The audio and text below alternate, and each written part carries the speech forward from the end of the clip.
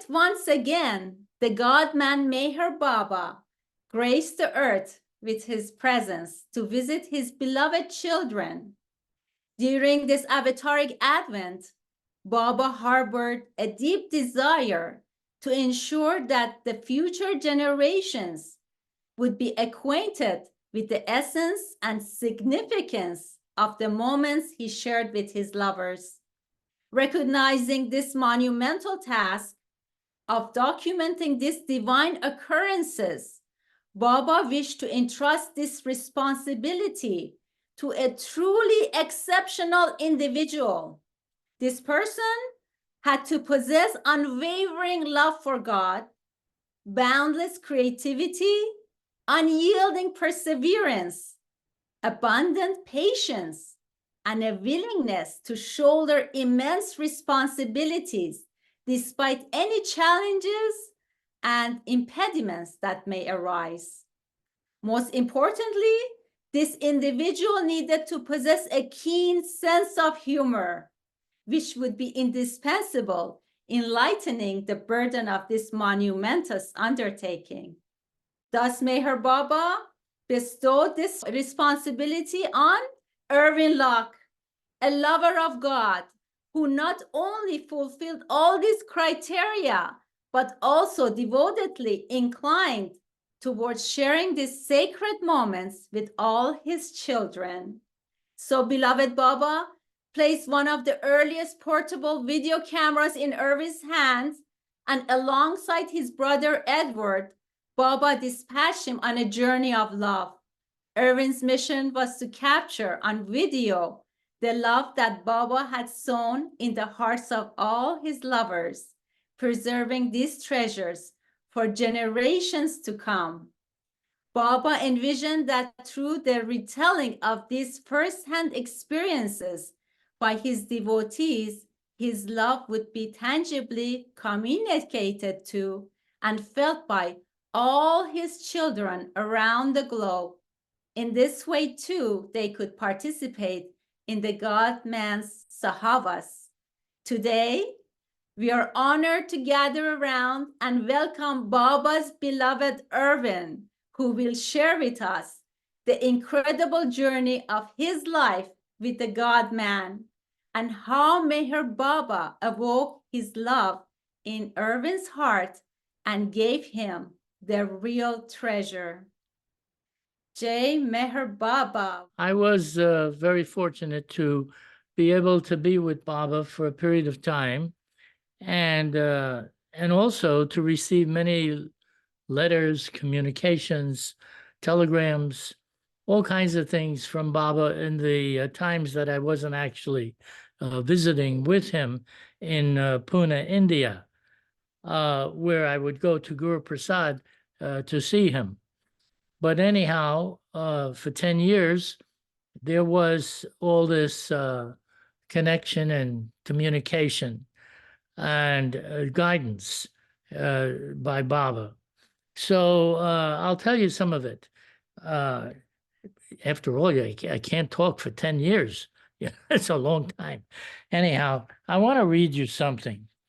Now, this pertains to the people that have been so much in Baba's school, the Persian Baba lovers from Iran, that all these children that Baba had in his Prem Ashram school.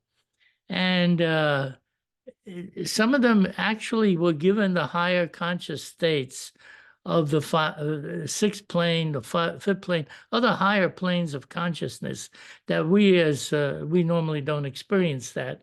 But Baba was doing that with these kids, along with giving them the regular secular education that we would normally get in schools. So what I wrote here is Meher Baba's Avataric School. And I preceded it by saying, how would you like to go here to this school? You want to hear a school? This is a school. Dear lovers in the world and beyond, everyone has to go to school to get an education. But what do we get taught? in another 1,000 years, what will teaching be like? What will you learn? Will it be unrecognizable compared to to when I went to school? What if someone had a school who knew all there is to know? What would he teach the children? Well, it happened. He had a school. He arranged their room and board. No money was paid for their education. He would teach them how to live in the world and things the world would not know for ages. I heard about this in 1971 in a book. I thought, is this true? If so, I will go and film these people who went to his school and wanted to hear from them what happened. No secondhand accounts. One of the children, Abdulah Pakrawan, grew up. 40 years had gone by since he was in his school. I wanted to see him. I was told he does not give interviews. But then I went to film what happened in Meher Baba's school. This is what I said to him.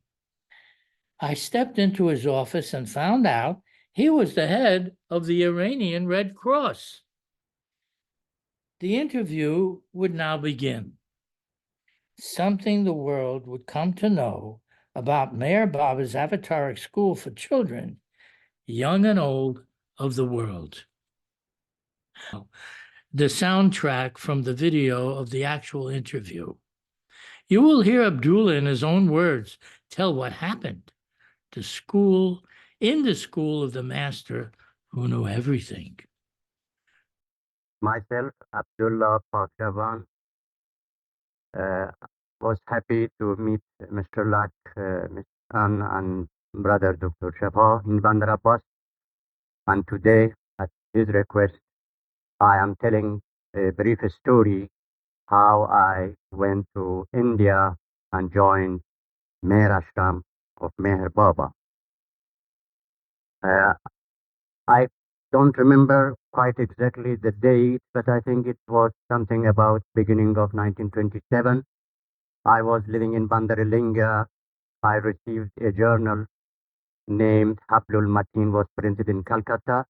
There was a notice in it that a high school, Babajan High School in Ahmadnagar, accepts students free lodging and boarding.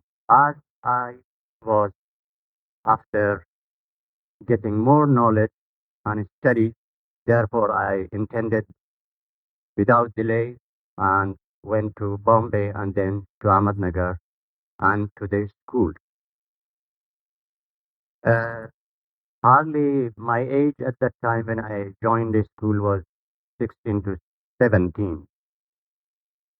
At the beginning, at my own desire, I lived alone in separate huts that was given to me, not mixed with the boys in the ashram.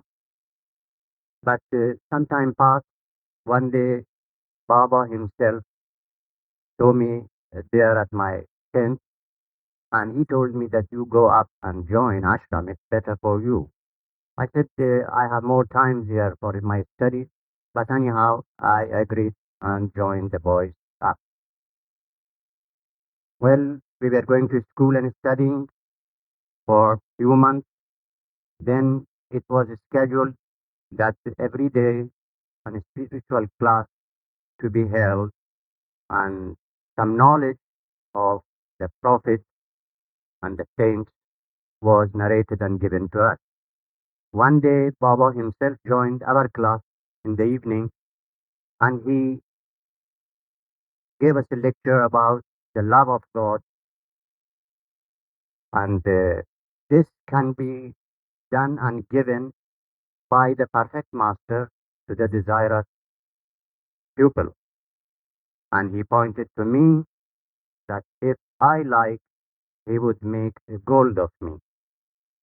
Well, the class was closed and many days passed. Then my experience in this line was that one day at the lunchtime, I got changed in this way that I felt something like giddiness and whirling of all things around me, body, and crying highly, although it was not winter and I had no cold and I was not sick.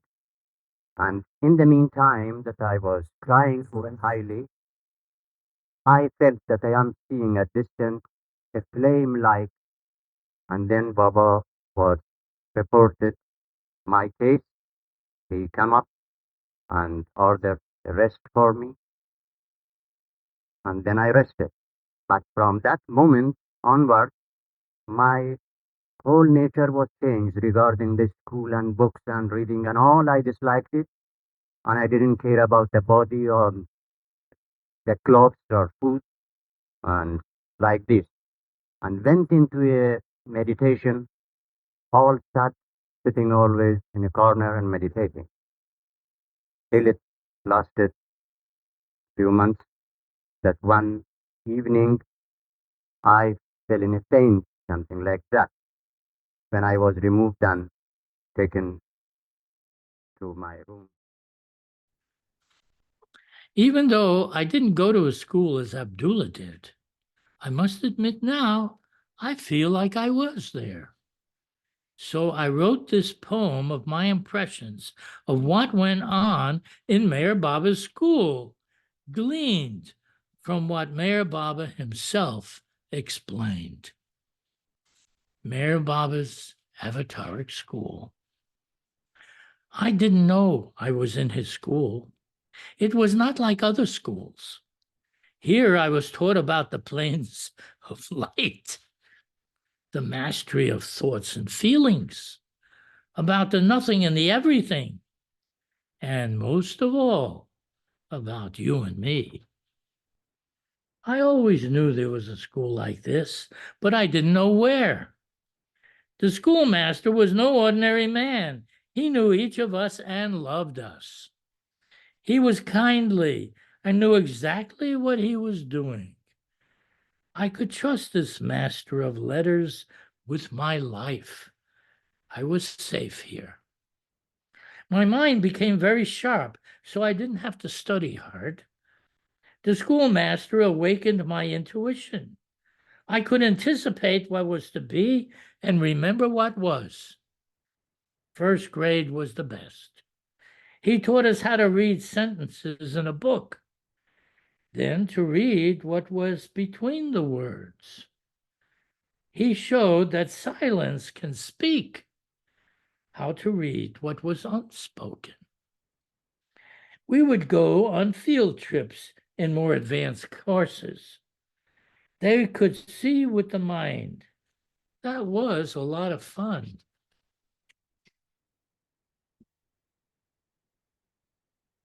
Touring the world this way. Visiting the past or future could be surprising.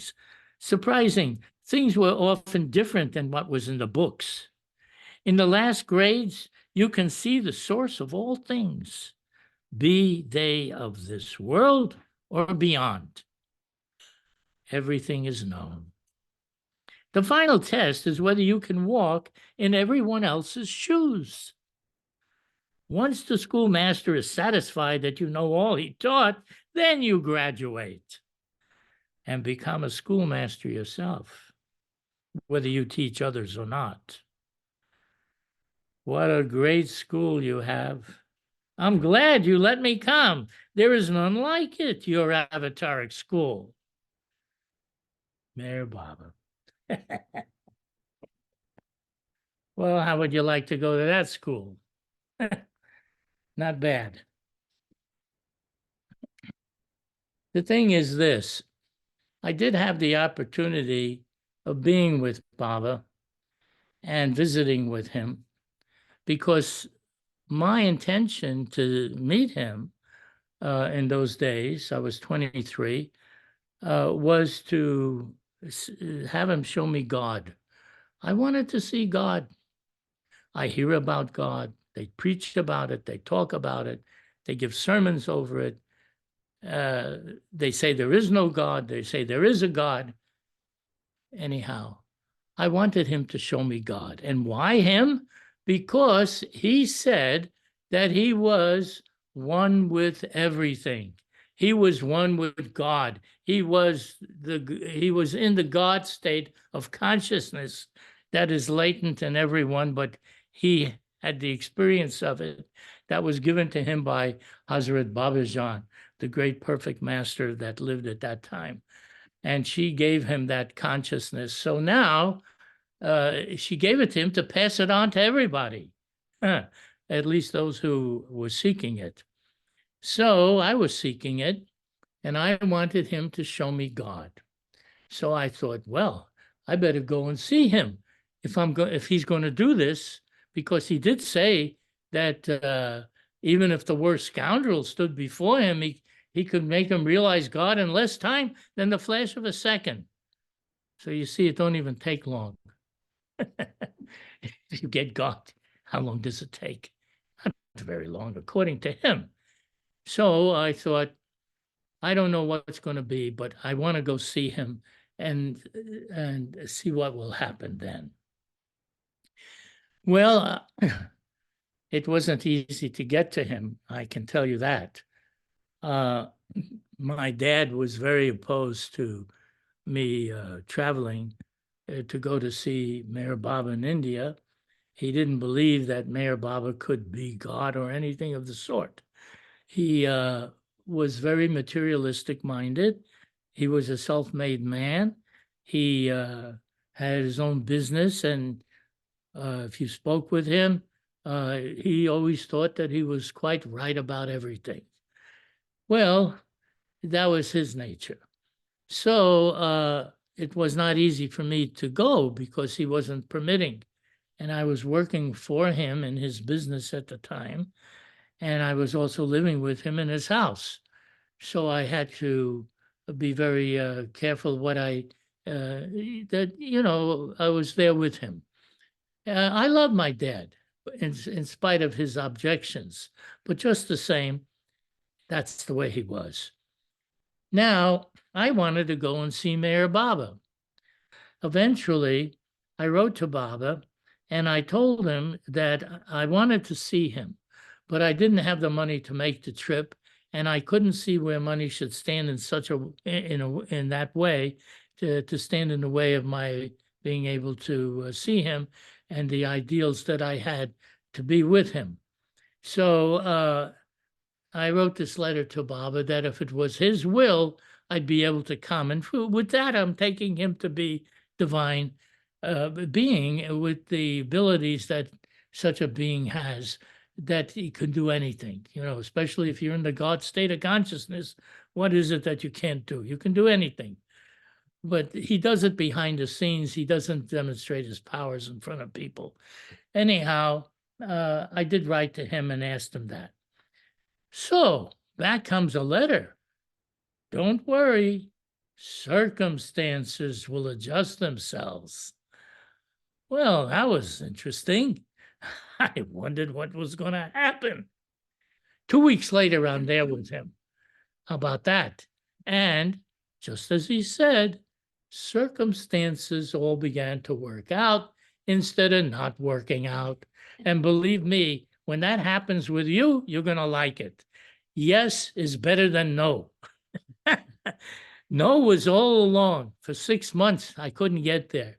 Now, all of a sudden, he said this, and there I am. So Baba was very, very loving and very friendly when I met him. He embraced me. He kissed me on my cheeks. He had me sit near him. And he wanted to know how I had come. He asked me. So I said, Baba, I was able to come because it was your will.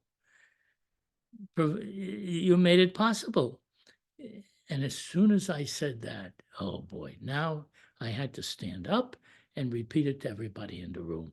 Baba wanted everybody to know this, and he wanted me particularly to know how I had come. It was not just because I did something, it was what he did behind the scenes to make it possible.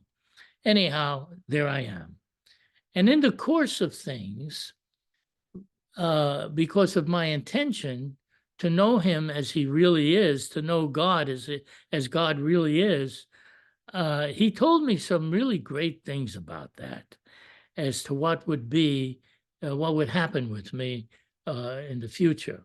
And he even told this to both of us, that is my brother Edward and I, later on. He said many different times, there are many different things at different times.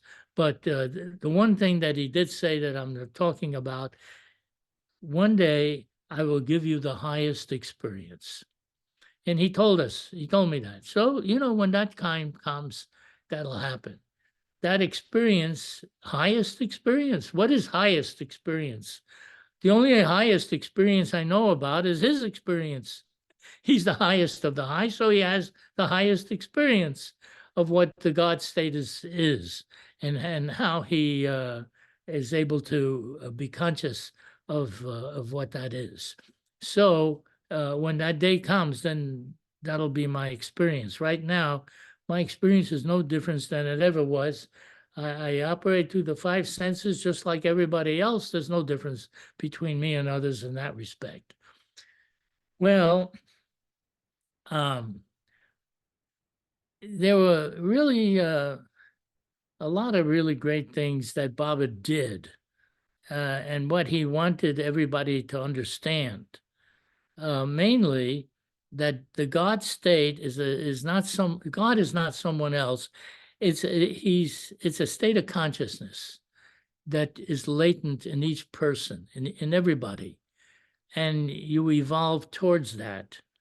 And when the time comes that you're actually ready to be given that, then you approach a master, because it's only through the perfect masters and the avatar that can dispense such an experience to anyone else.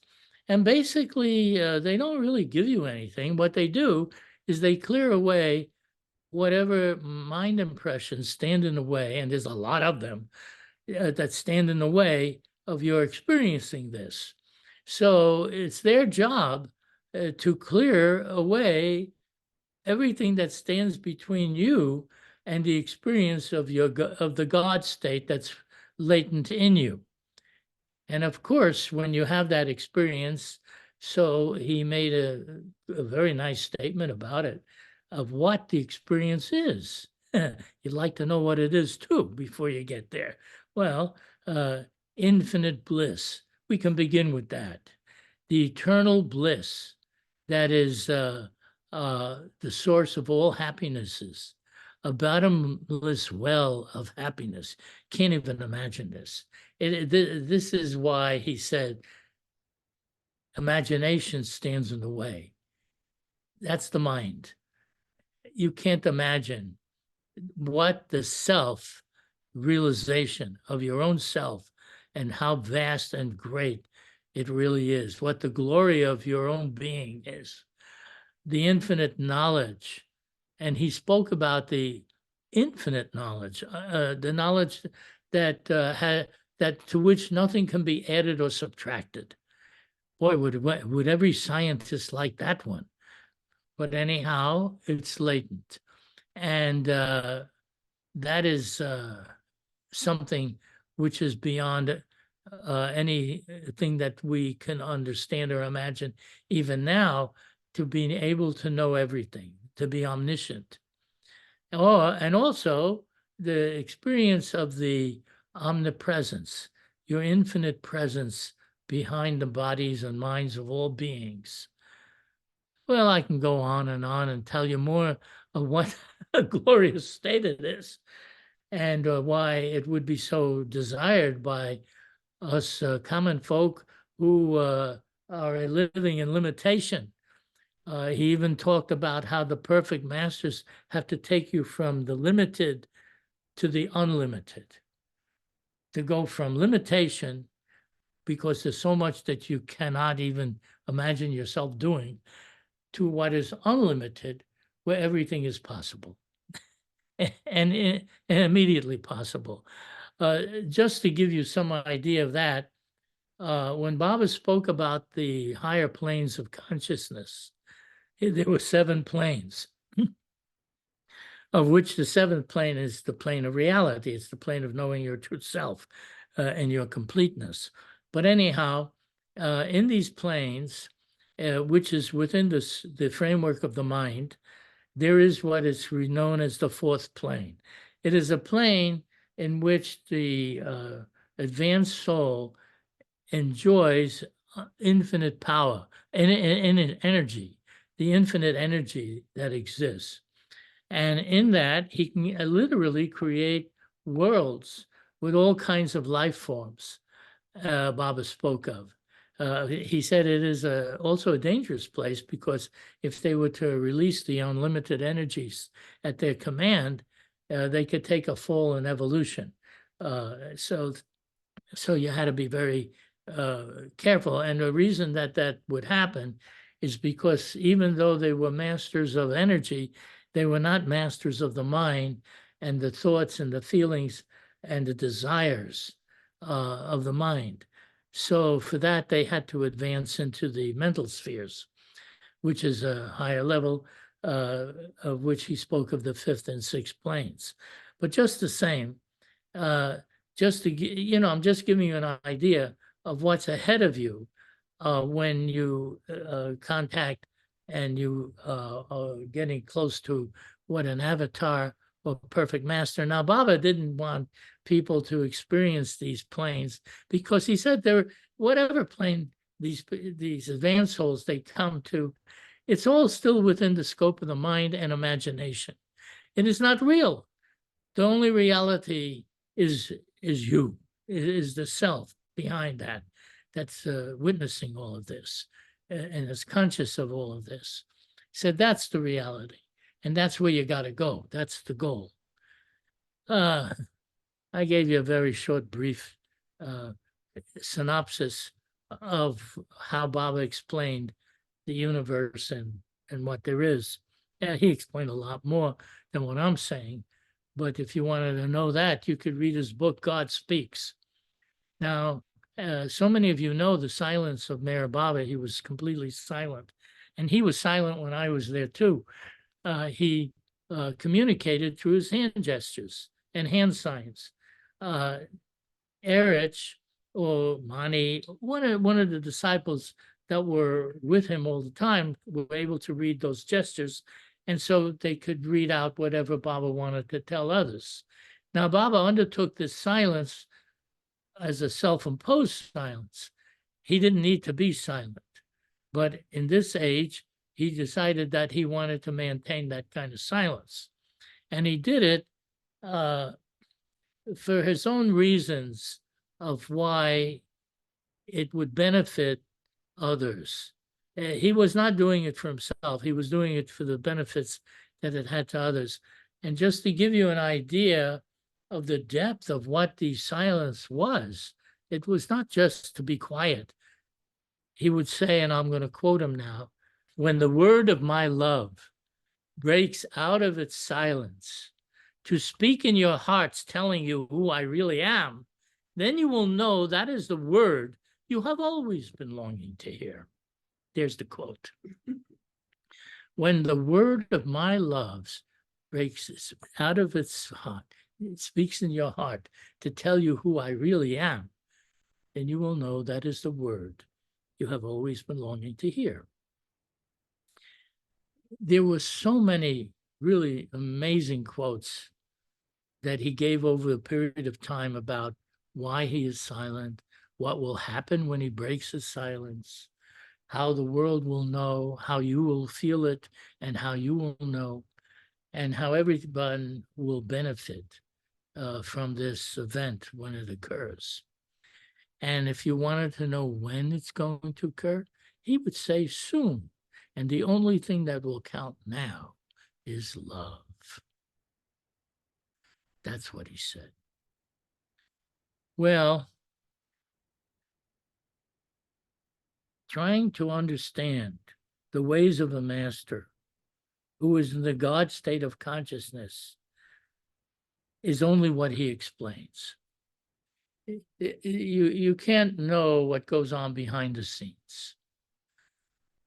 In front, you see him, he's smiling, and he's very happy that you come. He loves people very much, and you feel his presence and love has always been there one way or another. Even if you forget him, it doesn't matter. He was not out to hurt or harm anyone. He was a man with the infinite power of God, of the God state, as all perfect masters are. Now you may say, how can there be so many? They all say they're God. How can that be? How can there be so many gods? There isn't so many gods. The point is, there is one self that Baba spoke of, and that one self is the one behind the bodies, behind all the minds of everything and everyone, whether it's in the subhuman forms of life, from the microbe up through the animals and to human beings, to advanced souls on the higher planes of consciousness. There's still one self behind all this. The only difference is in what the mind shows, because the mind is has the duality and makes you see yourself differently than what you really are. But you have to see yourself as you really are. That's the point. That is what the masters are for. So they all experience the same state of God, but they're different. But the role or the function that they have in the world to help others differs. So they seem different in that respect. But they are all experiencing the same God state of consciousness, just as you will when that time comes. The best way to sort of explain it is maybe by giving an analogy, an example. When you take, there are so many drops on the surface of the ocean, you'll see the bubbles, all these bubbles. All these bubbles are made of nothing but ocean. When a bubble gets to a certain size, it can't get any larger, so it bursts and it goes back into the ocean. Everyone that goes back into the ocean is still the same one ocean. However many bubbles there are that look all different, it's still one ocean. They all experience the same thing. So Baba was saying, in consciousness, there is the ocean of consciousness, just consciousness of everything. And you are like a bubble in that ocean. But when you realize your true self, what do you realize? You realize yourself as that same ocean. It's like the bubble that bursts and becomes the whole ocean, not a half of it, not a quarter of it, or a fraction of it. It's the whole thing. So every bubble, however different and big and small that they were, they all become the same thing. And the same way with the God-realized person, when they realize God, they all realize the same self that they are. Well, this is different than what you've been taught perhaps in your religions or in philosophies, or even what scientists may be thinking. But Baba is not a scientist. He is someone that is experiencing the reality that science has not even begun to approach. One day when that was mentioned to Baba, he said that science is far from the core of material things and hasn't even scratched the outermost fringes of spiritual things. And what is spiritual things? It's the whole spiritual path that leads you through the planes of consciousness that I just spoke about, the higher planes of consciousness, of which he divided it into 7 categories. And the 7th being God realization, which is the goal that we all have to reach. But to get there, you need the perfect master who clears the way for you to get there, because you can't undo your own mind. The mind itself is what the duality is. It stands in the way of your experiencing it. And who would ever think that you have to wipe out your mind? But in wiping it out, you don't become unconscious. In wiping it out, you become infinitely conscious. unlimitedly conscious of everything, because that's who you are. You can only become what you are. You can't become something else. So this is what everyone is. And that's why Baba said, if the shortest path to realizing God is to do what I say. Simple as that. You need to do what someone who's already there tells you to do, because you don't want to go to someone who doesn't experience that and ask them. They need it themselves. No, you go to the one that has that. And then it gives you the right advice as to how, not just advice, but how to manage it and how you'll experience that. So you do what he says. This is what I do. I'm in the category of doing what he says. I don't care about. Listen, you meet somebody who knows everything, you're going to stick with that person. He's a good friend. You get to know the universe, the guy that's running the universe. You'll like him. And not only that, he'll like you. How do you like that? He liked me. I liked him. We made a good pair, a good team. We're a team. You could put it that way. If anybody has any questions, go ahead. Shoot. You had mentioned that you were led to Baba internally. I would like to know, how was that? You felt something within you calling out to God that led you towards that? I remember you mentioned that your family was, especially your father, was against Meher Baba. And knowing that, what was it inside of you that felt so strong that you started your journey towards Baba? Well, before I knew about Meher Baba, I was already feeling a certain inner guidance that I was having, and I was being literally directed in certain ways. Just to give you an idea, the first thing that ever happened where I got that inner direction was that I should read what the founders of all the various major religions had to say, but not their followers. It was very clear, not their followers, not to read what they say, just the founders.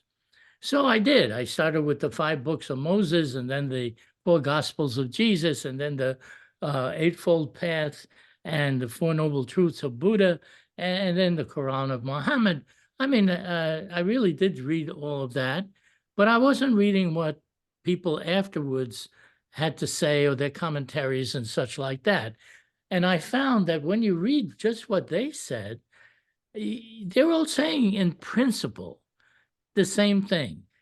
Later, there were all kinds of rituals and ceremonials and dogmas and other statements that were made by different people that followed them.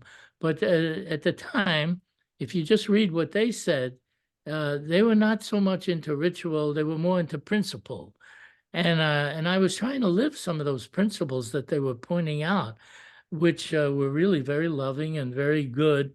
And I liked that. Then I also had the experience that whenever I wanted to know something, whether it was about karma, anything particularly the spiritual world, the answer was right there. It would come right immediately. I don't even know where it came from, but it was obviously the truth. So this went on for a few years. And then at one point, I would talk. You see, I was talking a lot to God. I would just talk to him. That was my meditation. Talk. I knew how to talk, and I knew that God, as I was told, and in which I felt, always heard what you were saying, what you were thinking, what you were feeling, and there would be a response in his own way. You couldn't tell him what to do, but he had his way of reaching you. So at one point I thought, it would be good if there was somebody in the world that I could actually talk to like that. And right after that came about where my brother Edward, who was in New York at the time, I was in Miami in Florida, and he was he was looking to become an actor, and he went into the library to get a book on acting so that he could further his career. And he finds this book of Listen Humanity, which was all about Meher Baba. It said it on the shelf, Listen Humanity. So he thought, who would write a book about Listen Humanity? He wants the whole humanity to listen to something. He wanted to see what he wanted to say. And of course, what he was saying was Don Stevens was written the book. He wrote about the 3 weeks that he was with Meher Baba and the things that happened and and all the different things that Meher Baba said to the people that were with him. And he really liked it. He thought, boy, this is really good. I'm going to tell Irwin because he's interested in spiritual things. Irwin, that's me. So he calls me up and he tells me about this, of which I had absolutely no interest because I felt I was already being guided inwardly. I didn't need anything else. But I was impressed that he liked it because I never knew him to be interested in anything. And then so anyhow, he tells me this. And in the course of what my own intuitions and the directions that I was receiving came this directive that I should go to New York, because if I did, I would gain a communication with God. That's right. So the side issue is this. I told my father, because I had said I'm going to New York, and now I'm working with him, as I said before, and I'm living in his house. And he asked me, why am I going? And I tell him, well, I have to go there because I think it's a good idea. I have to gain some more experience. I don't know. I made up some things, that I didn't want to tell him directly because I knew him and how he would think. But he was very persistent. And, he's also a very intelligent man. So he got it out of me. He says, no, I want to know why you're going. So I said, okay, I'm going to tell you, and you're not going to understand a word of it, but I know that if I go, I'll gain a communication with God. And just like I thought, he didn't understand a word of it.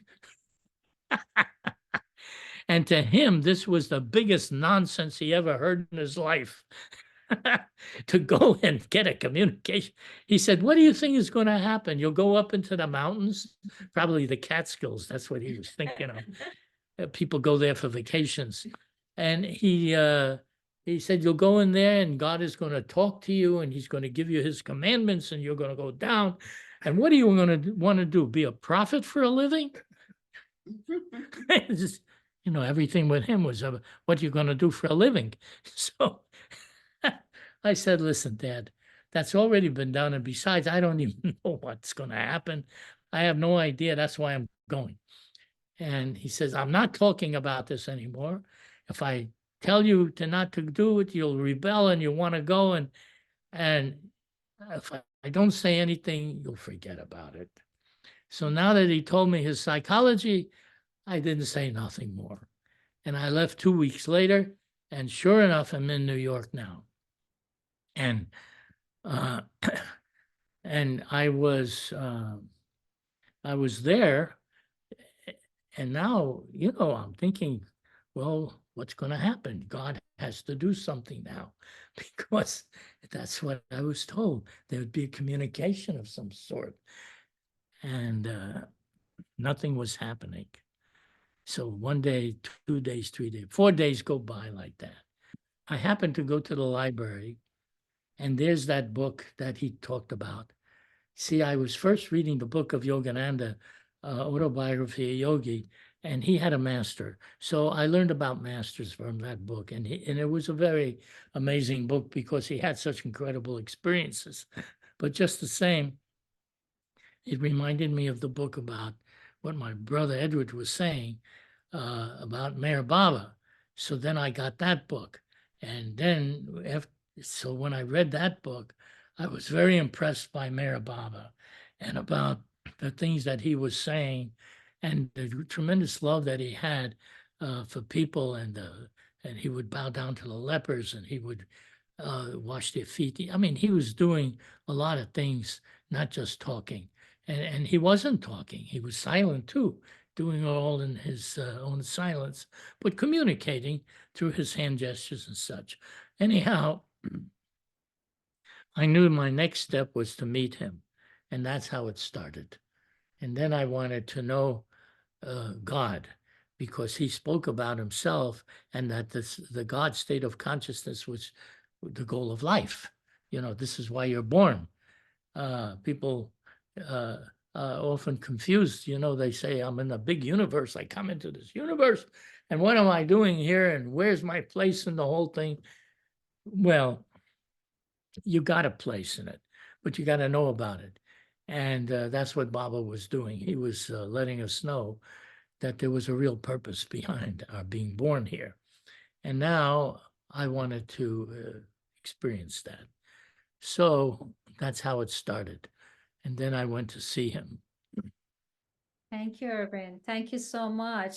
I also wanted to ask you another question, is that when you were on your trips, the filming Baba's close ones, did you feel Baba's guidance? I mean, did you know where to go next? Did you feel Baba's hand leading you to where you should be, and any special glimpses of his divinity? I had no supernatural experience whatever, and it wasn't necessary. When I left to film the people that had been with Baba, because I knew that in posterity will really want this. They're going to want to know what happened. Then they want to hear the people that actually were with him, lived with him, and those that were a distance from him that he directed and guided, as he did with me. So, people are going to want to know this.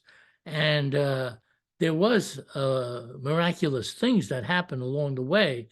It was nothing where I saw the supernatural aspects of it, but I could tell it wasn't natural either. To give you an example, when I went to Pakistan from India to film Minu Karas, who was the must. He would go and he would find musk for Baba. Baba would send him out to get the musk. These are advanced souls that are in the God state. They're great lovers of God. They're not God realized, but they are on the higher planes. And Baba loved them very much, and he wanted he would go to great lengths to find them and bring them to him, or he would go to them. Either way, anyhow, I went to Pakistan. I was going to go to Pakistan. So I get to the airport, and we had all this film equipment, and we had everything, to do the video, to do the films of the people. But the customs agent did not want us to go. He says, you can't go in with all this equipment. The equipment has to stay here. Nobody can go in. We're having the emergency, and nobody goes in with any film equipment. So this man was absolutely without any, you couldn't argue with him. You could argue, but it didn't do any good. So I'm trying to get him to agree that it's okay for us to go in with what we wanted to do. He was absolutely adamant. He would not he would not allow. So I did what I often did. Now, I didn't talk about this part so much, but I'll tell you this. When things really went out of whack and there was no way to handle it, that's when I would go to Baba. And so when he was saying no, no, no, I just said to Baba, in my own mind, my own way, Mom, I need some help here because they're not allowing, and we have to go in. And if you want me to film these people so that others will hear their stories later, then you have to do something right now.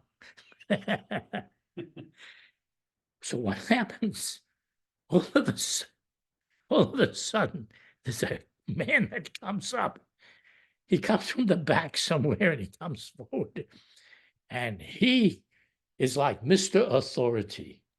When he comes in, there's no ifs, ands, buts who this is.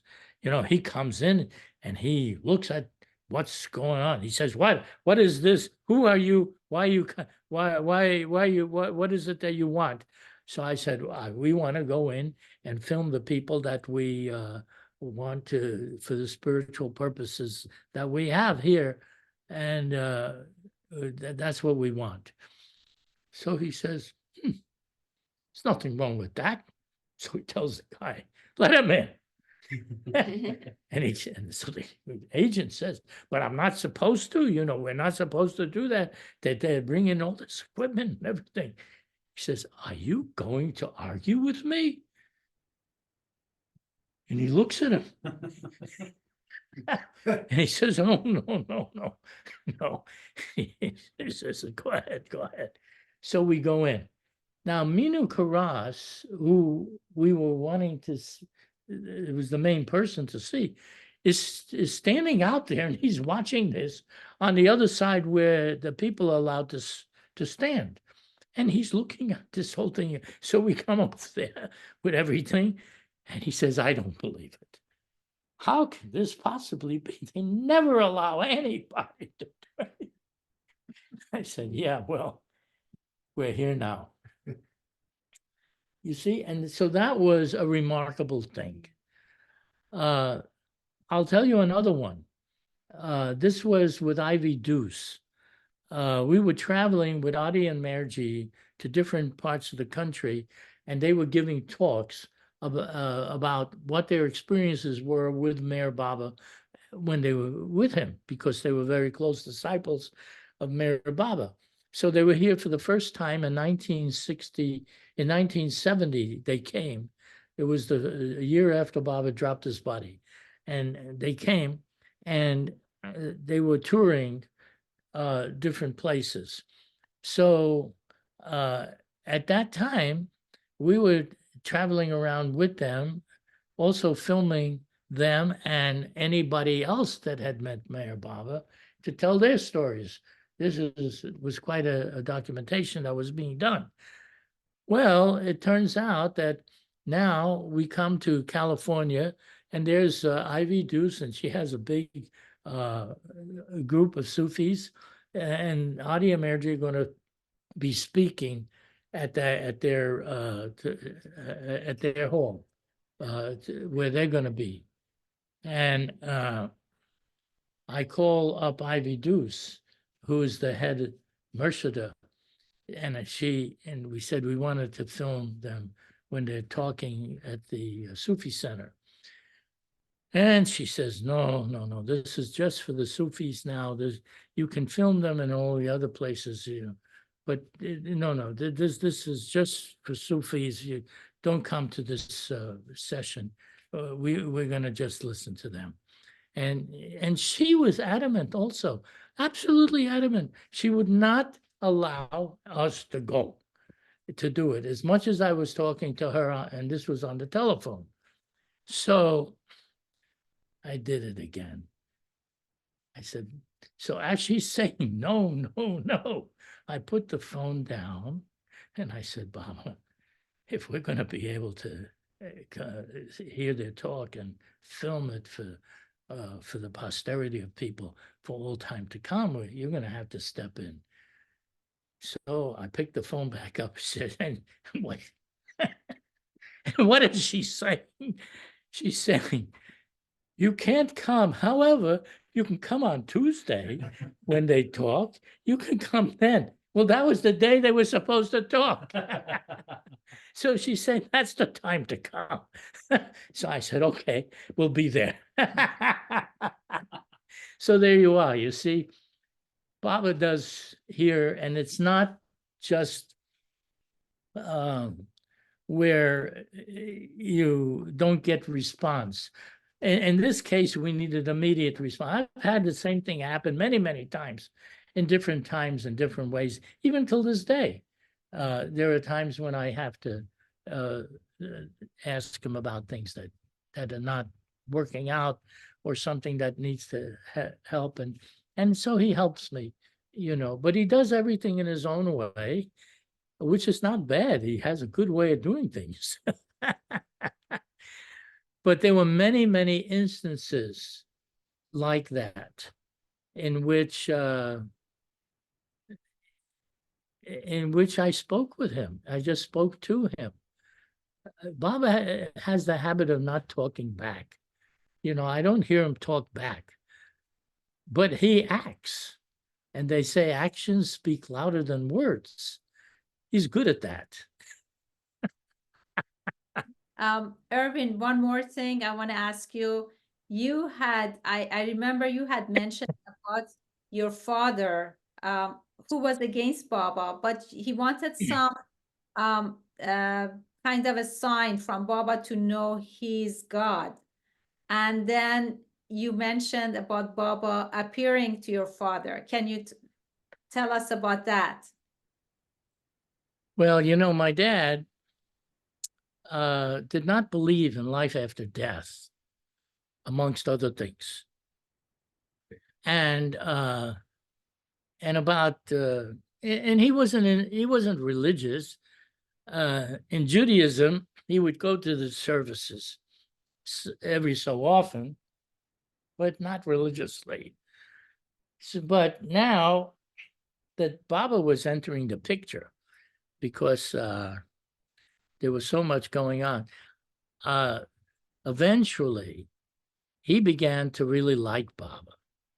Because in spite of the fact that he started off with so much hostility, the way Baba would respond to him, and I knew this would happen. I knew that Baba really knows his stuff, and he would know just how to take care of my dad. And I wanted my father to get the benefit of the avatar. That was the main reason when he would write that I went along with whatever he said, no matter how vile it was in the beginning. But then as time went by, Baba would answer him. He would write these terrible letters and accuse Baba of everything, and accuse me and my brother being crooks, and Baba should never allow us to come near him because we would only be terrible for Baba. He was saying whatever he could. Anyhow, I just said, oh, let him say what he wants, because I knew Baba would know the truth of the matter. And sure enough, he did. So Baba would answer him, and he would answer him and say, dear Mr. Luck, I received your concerns. And he said, now I want you to know that after Irwin and Edward see me, I'm sending them back so that they can help you in your business, and they can help the family, and to help take care of you also. So Baba wants you to know that he sends his love and blessings to you and the family. And that would be his response. So after a while, my dad would get these responses, and he, it was not what he expected. He expected that Baba would say some terrible thing back to him, like what he was talking about. But Baba was not doing that at all. He would just tell him all these loving and kindly things about himself. And he said, and he would say that he knows that that my dad is a good man and has a heart of gold. And now Baba is very happy that he sends him his concerns, because even though he may be in seclusion, Baba would still like to hear from him. Yeah, all these kind of things like this, boy, my father eventually began to like Baba a lot and started to call him his friend. He would say, Meher Baba is my friend. And then he eventually, before he passed away, because he lived to quite an old age, 94. But before he passed away, I did ask him if he believed that Meher Baba was God, because by now he had all this community, contact with Baba. And he said, "Now I am one of you." This is the way he answered. He said, "Now I'm one of you." From his hostile days to becoming one of us. But I knew that had to happen, because how can you be connecting yourself to someone that's the avatar of the age and expect to turn out to be the same as you were before? It's not going to happen like that. So he benefited tremendously by, even though he started off being hostile as he was, but that was just you see, everything passes. We live in a world where all things pass, and the mind is constantly in a state of change. So it can change into anything, and that's how it changed for him. Thank you, Irwin. But Baba did appear to your father all of a sudden. You mentioned he Well, was that's reading, another story. reading a newspaper, and Baba all of a sudden appeared to your father, and that was a sign for him that Baba is who Well, it he. did, because you see, I asked Baba, but it was internally, I believe, that he should do something to help my father to understand, because my father was not capable of understanding anything at the moment. He needed to do something that was so undeniable that my father would have to accept it. He would have to accept it because it would be undeniable. So what happens? He's sitting in his chair in his living room, reading the newspaper, which he would do when he came back from the office. He came back and he's reading, and then he started. You see, later he told me that something happened, but he doesn't want to tell me what it is. So I said, okay. And he keeps talking about it all the time. He's saying something really amazing happened, and but I can't tell you what it is. So he goes on and on about this here for some time. Finally, I said, well, tell me already, because you're constantly saying that there's something happening. I know you want to tell me. He says, all right. And he says, so that's when he tells me that he's sitting in his chair, and he's just sitting there and reading the newspaper, and he all of a sudden he feels this presence in the room, and he puts the paper down, and there's Baba standing right there with two disciples, one on either side, and Baba motions for them to sit down. Now, this is after Baba had passed away, mind you. See, this is not before that. And Baba tells him, don't be surprised that you hear me speak, because where I am now, I can speak. Tells him that. And then, amongst other things, he tells him that he'll come 3 times, and the 3rd time will be the last. And this is the things that he's listening. My father's listening to everything. He never listens. He's the one that talks. You see, you listen, not him. But now he's listening. You see, everything. And then he says, now I'm a realist. I know what happens, and this happened.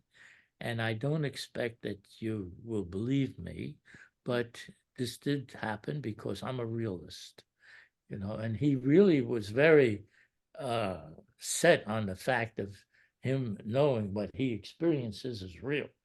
See, so I'm a realist. And this goes on. And then there were 2 other times later that he did tell me what also occurred. And Baba did come to him again a couple of more times. And this is what happened. Now, this was so undeniable to him. And I think the reason that he didn't want me to know, or he thought I wouldn't believe it, was because if something like this would have happened, that someone else told him this, and it wasn't him that had it, He'd never believe that. So how can he think that anyone else would believe him?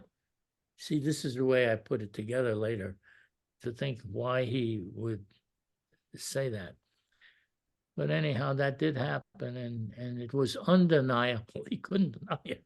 One of the things that happened during the second visit was that Baba, see, my father was having a hard time with my brother, Martin, who was getting married. And my father had promised him that he would pay for the wedding and all of that. Then, because of the argument that they had, he said, "Now I'm not going to do nothing." And he told Martin, "That's it, finished. I'm not doing anything." Well, this was a big deal for Martin, not to have the help or the support for what was to be. And Baba, but then you see, when Baba came that time, Baba told him, he said, "Now proceed with the way you originally planned. Do it like that." My father said, "Okay, he'll do it." But he also told me, when my dad was telling me this story, he said if the rabbi would have said to him to do it, he would never have done it.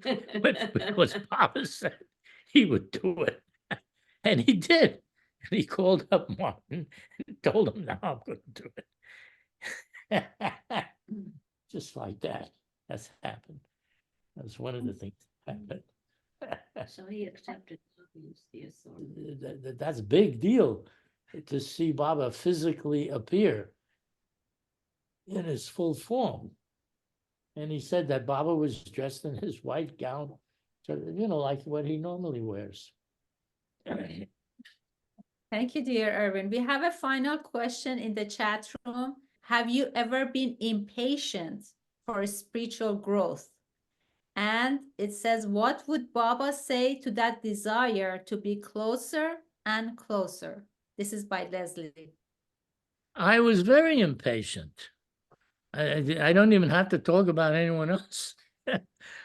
When I came there, I wanted Baba to show me God. I was really very, very impatient about that. And I was very intent. My mind was always focusing so much on that, no matter what was going on. So one day, I'm on the balcony and I'm thinking about it, and Baba's in the other room. And as I'm thinking, Baba can do this here. There's nothing to stand in his way if he wants to show me something. And so this woman comes out from where Baba's room was, and she says, "Baba knows what you want, but you don't have to worry and concern yourself. He will see to everything." And then she goes back in. So it sounds nice, sounds like that's very nice.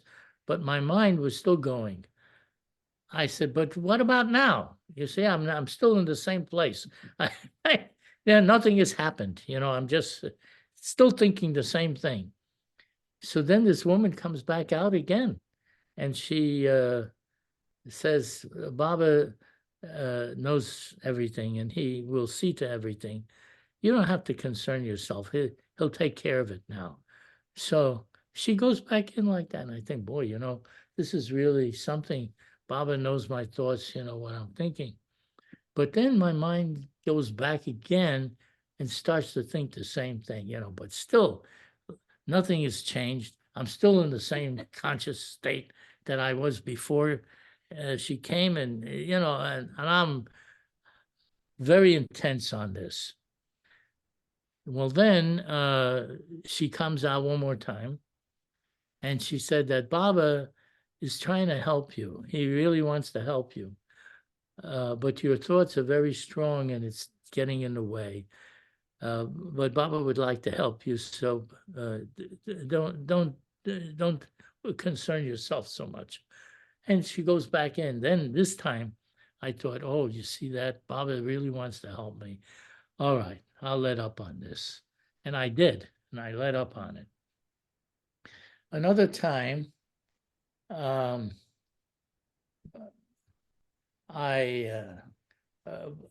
Baba was telling me also something about that. And then I said to Baba, I said, but when? You know, when is this due to happen? When? And I was very persistent. You know, I was really pushing Baba to tell me when. And Baba just said, finally, he just said, 6 months, in 6 months. So till this day, in 6 months, something's going to be. Because in his time, he lives in the everlasting now. His timeline is different than ours. So he said 6 months, let it be 6 months, whatever that is. Because I finally, you know, I came to the conclusion that this is not something for me to push him about. This is something that is meant to evolve as it evolves. You can't force these things. It's like trying to force a flower to open. You can't do that. It has to have its own time to do things. And this is the same thing. So you know, I don't concern myself with that. Thank you, Irwin. Thank you so much. It's been a wonderful feast of love. What can I say? We all love your presence. You bring Baba to us, and for that we are grateful. On this day, starting the new year. Happy New Year. Meher Baba. Persian New Year.